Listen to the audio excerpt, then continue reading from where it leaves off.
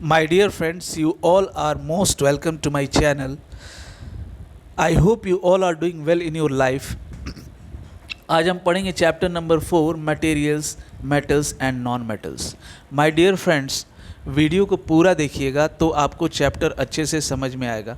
Chapter अगर आपको समझ में आ रहा हो तो आप वीडियो को लाइक कीजिए, चैनल को सब्सक्राइब कीजिए, वीडियो को शेयर कीजिए, बेल आइकन को दबाइए ताकि मैं जब नए वीडियोस को अपलोड करूं तो आपको उसका नोटिफिकेशंस मिल जाए।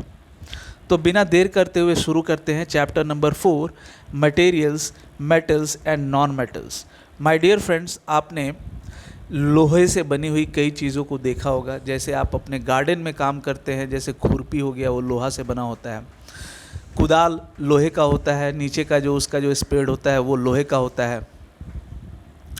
तो इस तरह की कई, जैसे पानी हो गया, ये एक तरह का पदार्थ है लेकिन ये नॉन मेटल होता है। तो मेटल्स और नॉन मेटल्स ये कई तरह के पदार्थ आप देखे हैं। तो मेटल्स को हम हिंदी में धातु कहते हैं, नॉन मेटल्स को हम हिंदी में अधातु कहते हैं।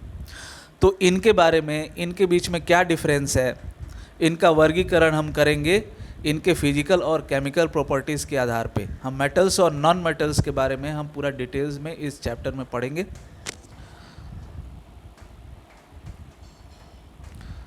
शुरू करते हैं। You are familiar with a number of materials like iron, aluminium, copper etcetera. Some materials have been given in table 4.1। आप लोहे, एल्यूमिनियम, तांबे जैसे कई पदार्थ से आप परिचित हैं। यहाँ पे टेबल 4.1 में लिस्ट दिया हुआ है।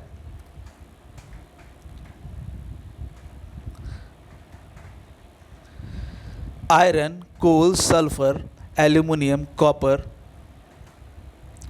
उसके बगल में इसका अपीयरेंस, ये शाइनी है या फिर डल है। उसके बगल में इसके अंदर हार्डनेस है या फिर ये कम हार्ड है।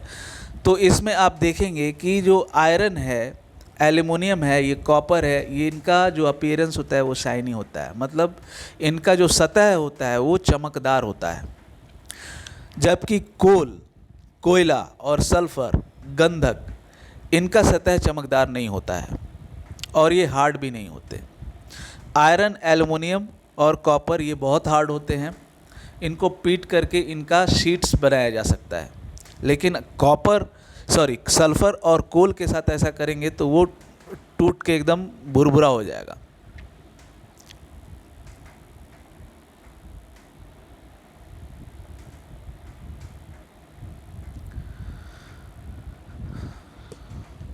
चलिए, can you name the materials which are metals? The rest of the materials in table 4.1 are non metals.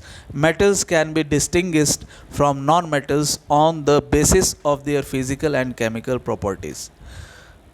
Recall that luster and hardness are physical properties. अब इस लिस्ट में क्या आप बता सकते हैं कि इसमें मेटल्स कौन कौन सा है? तो मेटल्स मैंने आपको बता दिया कि जिनका जो सतह शाइनी होता है, चमकदार होता है, और जो बहुत हार्ड होते हैं वो मेटल्स की श्रेणी में आते हैं। तो इस लिस्ट में आयरन, एल्युमिनियम, कॉपर ये मेटल्स हैं। कोल और सल्फर ये नॉन मेटल्स हैं क्योंकि इनका जो अपीयरेंस है वो डल होता है और ये हार्ड नहीं होते।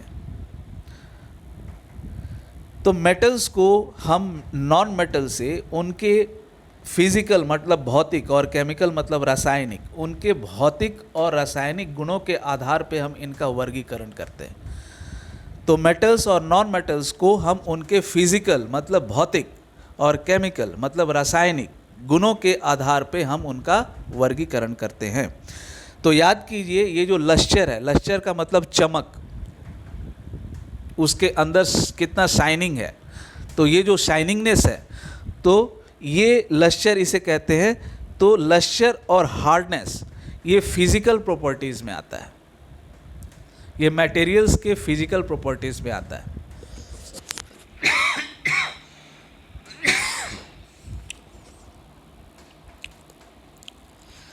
Physical properties of metals and non metals. तो हम मेटल्स और नॉन मेटल्स के भौतिक गुणों के बारे में हम पढ़ेंगे।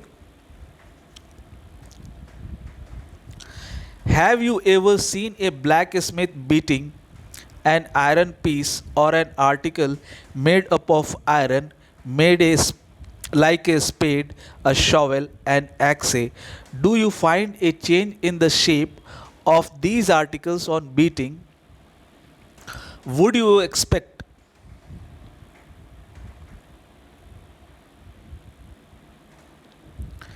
a similar change if we try to beat a wood log? Let us find out. चलिए, अब यहाँ पे बता रहा है,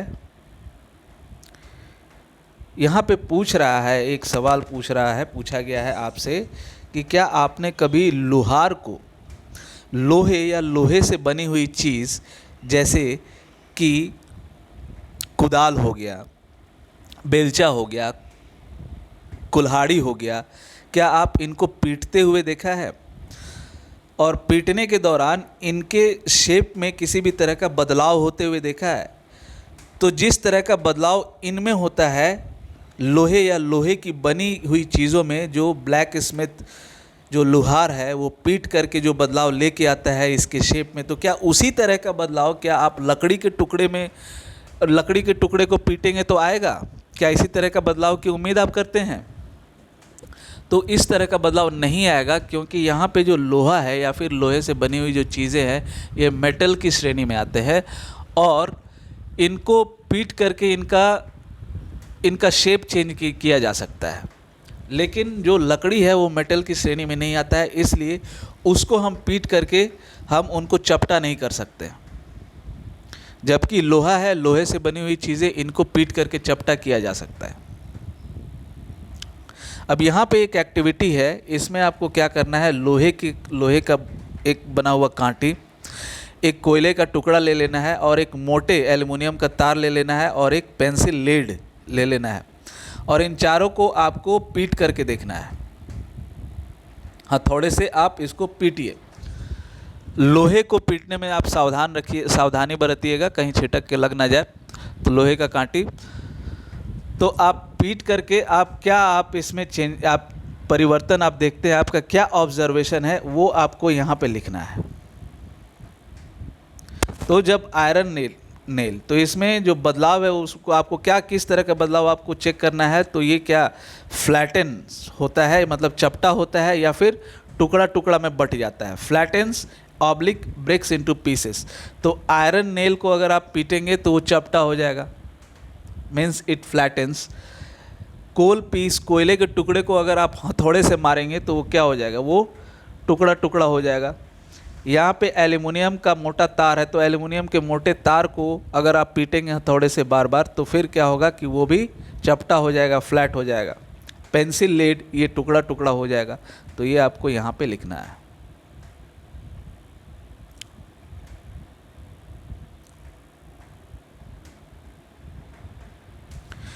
You saw that the shape of the iron nail and the aluminium wire changed on beating. If they were beaten harder, these could be changed into sheets. You might be familiar with silver foil used for decorating sweets. You must also be familiar with the aluminium foil used for wrapping food. The property of metals by which they can be beaten into thin sheets is called malleability.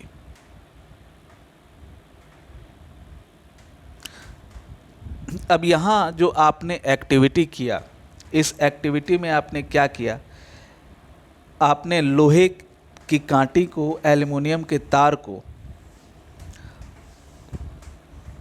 आपने पीट के देखा तो उसका जो वो चपटा हो गया पीटने से,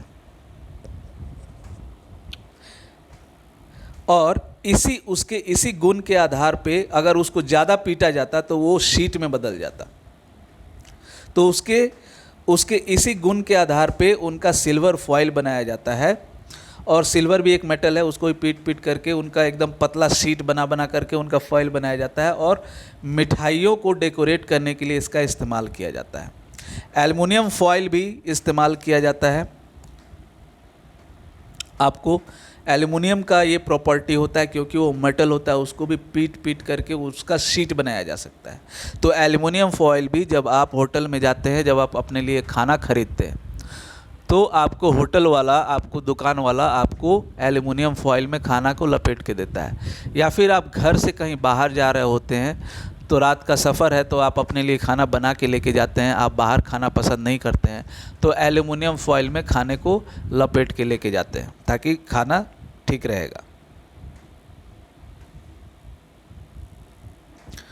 तो मेटल्स का जो प्रॉपर्टी है जिसमें कि आप उसको पीट पीट करके उसको पतला शीट बनाते हैं, तो उसके इस प्रॉपर्टी को मैलिएबिलिटी कहा जाता है।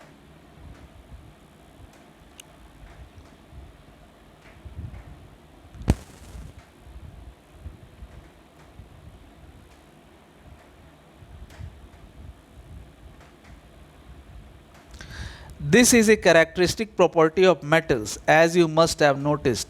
Materials like coal, pencil, lead do not show this property. Can we call these metals? तो ये जो कैरेक्टरिस्टिक्स है, मैलिएबिलिटी, ये कैरेक्टरिस्टिक्स मेटल में होते हैं। ये जो गुण होता है ये मेटल का होता है, मेटल्स में होता है। लेकिन आपने नोटिस किया होगा कि जो कोयला है और पेंसिल लेड है, उनमें ये प्रॉपर्टी नहीं होता है। प्रयोग के दौरान आपने पाया होगा कि जब आप इसको हथौड़े से पीट रहे होंगे तो ये टुकड़ा टुकड़ा हो गया होगा। तो क्या हम इसे मेटल्स की श्रेणी में रख सकते हैं? क्या हम इन्हें मेटल्स कह सकते हैं? तो नहीं, हम इन्हें मेटल्स नहीं कह सकते हैं क्योंकि इनके अंदर मेटल वाला गुण नहीं है।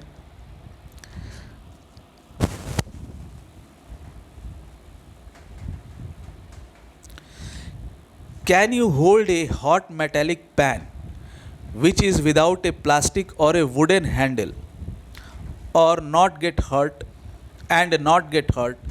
Perhaps not. Why? Try to list some other experiences in which a wooden or plastic handle protects you from being hurt while handling hot things. On the basis of these experiences, what can you say about the conduction of heat by wood and plastic?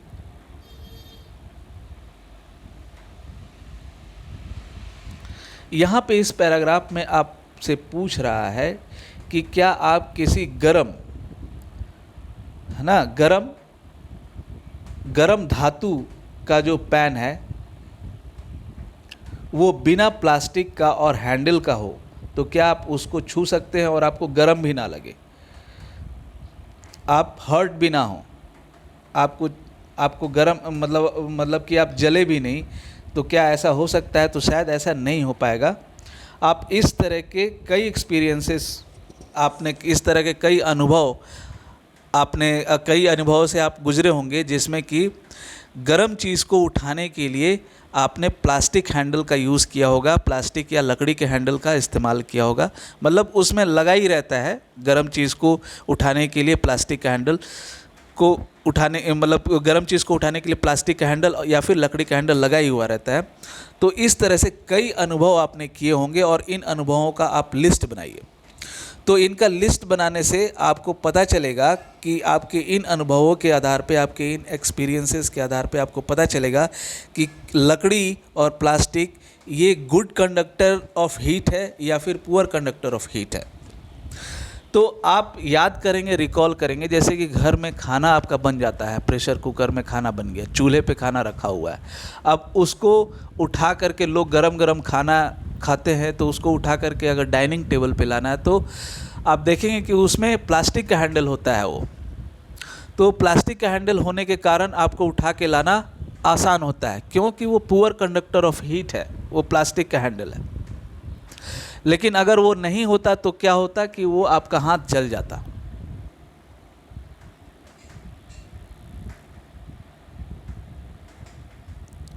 तो आपके अनुभवों के आधार पे आप पाएंगे कि जो लकड़ी है और प्लास्टिक है ये दोनों पुअर कंडक्टर ऑफ हीट है। इसलिए हम लोग गर्म चीज़ों को उठाने के लिए इनका हैंडल बना करके हम इनका इस्तेमाल करते हैं। किचन में कई बर्तन हैं जिनमें कि प्लास्टिक का हैंडल होता है या फिर लकड़ी का हैंडल होता है। You must have seen an electrician using his screwdriver. What kind of handle does it have? Why, let us find out.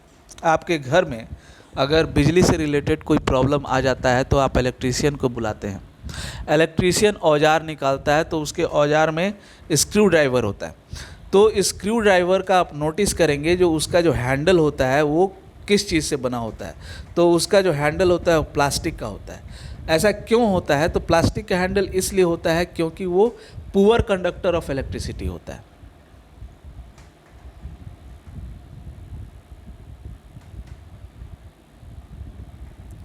अब यहाँ एक्टिविटी 4.2 है।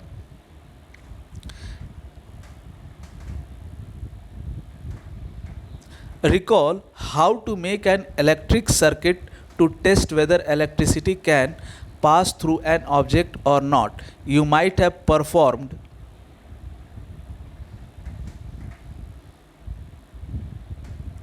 the activity with various objects in class 6. Now repeat the activity with the materials mentioned in table 4.3. Observe and group these materials into good conductors and poor conductors. अब इस activity में आपको materials का electrical conductivity आपको check करना है।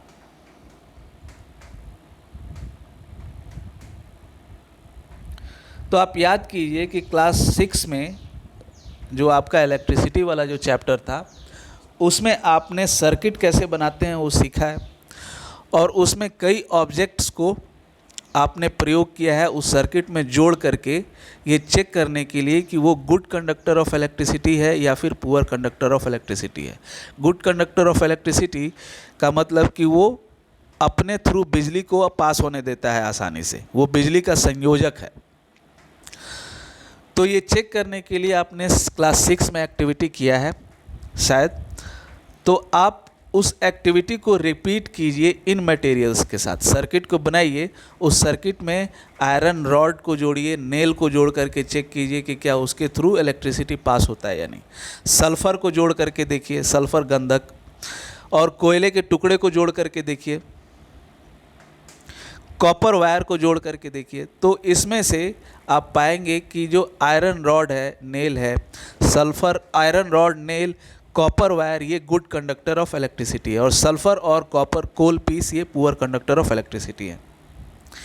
You observe that iron rod, nail and copper wire are good conductors of rolled good conductors, while rolled sulfur piece and coal piece are poor conductors. आपने observe किया होगा, आपने देखा कि जो आयरन रॉड है, नेल है और कॉपर वायर है, ये गुड कंडक्टर्स हैं, इनके थ्रू इलेक्ट्रिसिटी आसानी से पास हो जाता है, जबकि रोल्ड सल्फ़र या फिर रोल्ड गंधक कह सकते हैं, गंधक का टुकड़ा और कोयले का जो टुकड़ा है ये पुअर कंडक्टर्स है। मतलब इनको सर्किट में लगा के देखेंगे तो सर्किट क्लोज हो जाएगा, कहने इनके थ्रू इलेक्ट्रिसिटी पास नहीं होगा।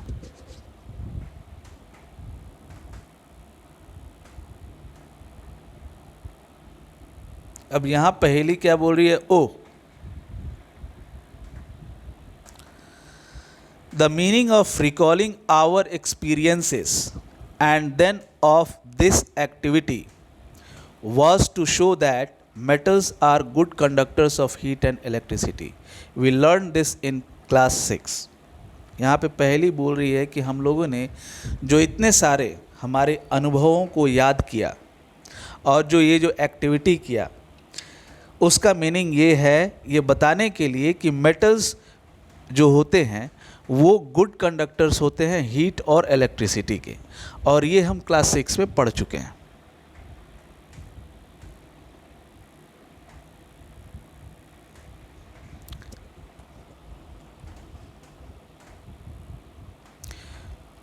Where do you find the use of aluminum and copper wires? Have you seen wires of coal? Definitely not.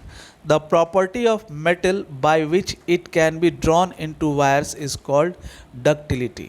अब यहाँ पे मेटल्स का एक और प्रॉपर्टी, उसके बारे में हम पढ़ेंगे, डक्टिलिटी के बारे में। इससे पहले हमने मैलिएबिलिटी के बारे में पढ़ा, जिसमें कि मेटल्स जिस प्रॉपर्टी मेटल्स में जो मैलेबिलिटी वाला प्रॉपर्टी होता है उससे हम क्या कर सकते हैं, मेटल्स को हम पतला शीट, मेटल्स का हम पतला शीट बना सकते हैं। तो मेटल में ये दूसरा प्रॉपर्टी ये होता है कि हम मेटल का हम तार बना सकते हैं, उनका हम वायर बना सकते हैं। आपने देखा होगा कि एल्युमिनियम और कॉपर वायर्स को आपने देखा होगा।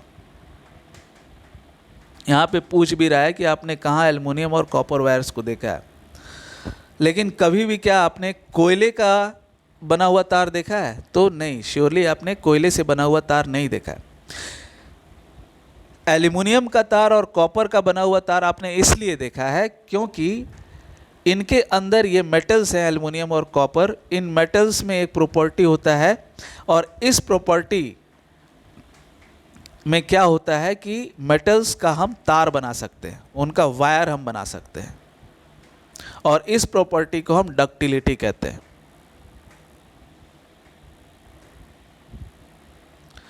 अब उसके बाद है, have you ever noticed the difference in sound on dropping an iron sheet oblique plate, a metal coin and a piece of coal on the floor? If not, you can try it not. अभी देखिए कि अगर आप iron sheet को या फिर लोहे से बना हुआ प्लेट को या फिर मेटल का कॉइन को या कोयले के टुकड़े को क्या आपने कभी चेक किया है ज़मीन पे गिरा करके? ज़मीन पे गिराने के बाद इन चीज़ों से कैसी आवाज़ें आती है, क्या आपने कभी नोटिस किया है? अगर नहीं किया है तो आप एक बार ट्राई करके देखिए। Do you note any difference in the sound produced? तो जब आप इन अलग अलग चीज़ों को ज़मीन पे गिरा करके आप चेक करेंगे तो इनमें से जो साउंड आएगा ज़मीन से टकराने के बाद, तो वो अलग अलग साउंड आएगा, तो वो आपको नोटिस करना है। तो आयरन शीट हो गया या फिर प्लेट हो गया या फिर मेटल का जो कॉइन हो गया, इसको अगर आप ज़मीन पे गिराएंगे तो रिंगिंग साउंड आएगा। लेकिन कोयले का टुकड़ा अगर आप ज़मीन पे गिराएंगे तो उसमें से रिंगिंग साउंड नहीं आएगा। ये भी एक मेटल का प्रॉपर्टी होता है। आगे हम पढ़ेंगे यहाँ। Have you seen wooden bells in temples? मंदिर में आपने लकड़ी का कभी घंटा देखा है? जो घंटा बना होता है वो कभी आपने लकड़ी का नहीं देखा होगा। क्यों? कि अगर लकड़ी का घंटा होगा तो उसमें से टन से आवाज़ नहीं आएगा, रिंगिंग साउंड नहीं आएगा। Can you give a reason? क्या आप कारण बता सकते हैं? तो कारण यही है, लकड़ी का घंटा इसलिए नहीं होता है क्योंकि अगर आप लकड़ी के घंटे में बजाएंगे तो क्या होगा, उसमें से साउंड नहीं आएगा, उसमें से आवाज़ नहीं आएगा, रिंगिंग साउंड नहीं आएगा। The things made of metals produce a ringing sound when struck hard. Suppose you have two boxes similar appearance, one made of wood and the other of metal. Can you tell which box is made of metal by striking both the boxes? जो चीज़ें metal से बनी होती हैं उनके अंदर में ringing sound produce होता है जब आप उनको जोर से अगर आप उसको पटकेंगे। आप मान लीजिए कि दो बॉक्स है, एक लकड़ी का बना हुआ है और एक मेटल का बना हुआ है, और दोनों का अपीयरेंस मतलब दोनों एकदम एक जैसा दिखता है, पता नहीं चलेगा। मतलब कि दोनों को ऐसा बना दिए कलर वलर करके, दोनों को आप एक जैसा बना दिए हैं, तो केवल उसको पटक करके मतलब उसके ऊपर स्ट्राइक करके कुछ आप बता सकते हैं कि उसमें से मेटल का बॉक्स कौन है। तो जो उसमें से मेटल का जो बॉक्स होगा, अगर आप उसमें कुछ स्ट्राइक करेंगे तो उसमें से रिंगिंग साउंड प्रोड्यूस होगा। लेकिन जो वुडन बॉक्स होगा उसमें से रिंगिंग साउंड प्रोड्यूस नहीं होगा।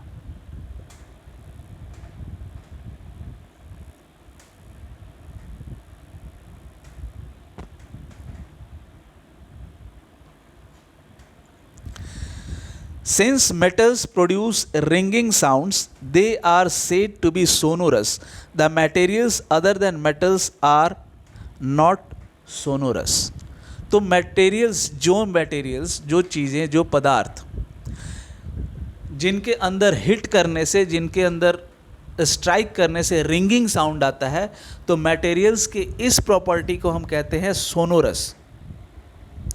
और मेटल्स के अंदर में ही ये प्रॉपर्टी होता है, सोनोरस प्रॉपर्टी। आप जो नॉन मेटल्स है उनको अगर आप पीटेंगे तो उनमें से रिंगिंग साउंड नहीं आएगा, क्योंकि नॉन मेटल सोनोरस नहीं होते हैं। अब यहाँ आफ्टर, अब उसके बाद है after performing the above activities we can say that some materials are hard, lustrous, malleable, ductile, sonorous and good conductors of heat and electricity. तो ऊपर के एक्टिविटीज़ को करने के बाद आप पाए होंगे कि कुछ जो मटेरियल्स हैं वो हार्ड हैं, चमकदार हैं, मैलिएबल मतलब आप उनका शीट बना सकते हैं, डक्टाइल मतलब उनका आप तार बना सकते हैं, सोनोरस आप मतलब उनमें से रिंगिंग साउंड आता है, और गुड कंडक्टर्स हैं हीट और इलेक्ट्रिसिटी के।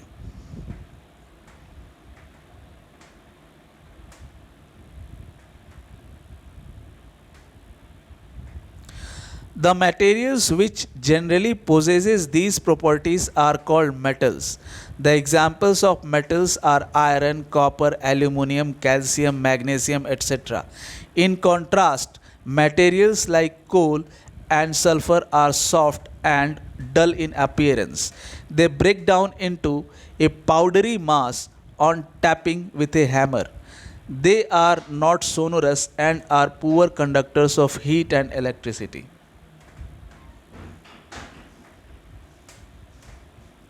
These materials are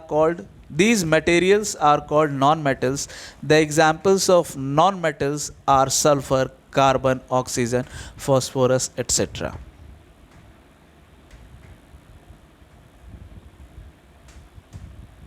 चलिए,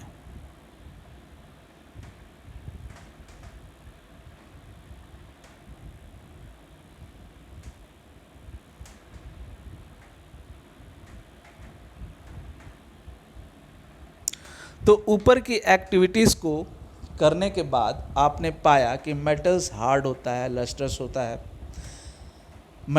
मैलिएबल होता है, डक्टाइल होता है, सोनोरस होता है, good conductors of heat and electricity होता है।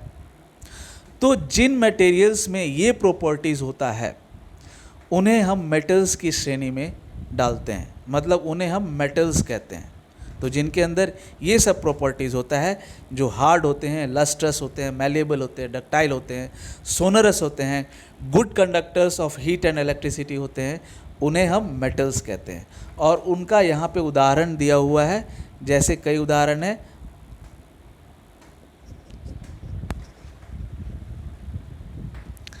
आयरन है, कॉपर है, एल्युमिनियम है, कैल्शियम है, मैग्नीशियम है, ये सब इत्यादि हैं। लेकिन ठीक उसके उलट जो कोयला हो गया, सल्फ़र हो गया, ये सॉफ्ट होते हैं और डल अपीयरेंस होता है इनका। कहने का मतलब ये चमकदार नहीं होते हैं, ये मुलायम होते हैं। और अगर इनके ऊपर हैमरिंग करेंगे तो क्या होगा कि ये टूट जाएंगे, ये पाउडरी हो जाएंगे, पाउडर हो जाएगा इनका। और ये पुअर कंडक्टर्स हीट और इलेक्ट्रिसिटी के होते हैं, तो इसलिए इन्हें हम नॉन मेटल्स कहते हैं। इनमें जो गुण होता है वो मेटल्स में जो गुण होता है ठीक उसका उल्टा होता है। Metals good conductor of heat and electricity, ये poor conductor of heat and electricity. Metals hard होते हैं और ये सॉफ्ट होते हैं।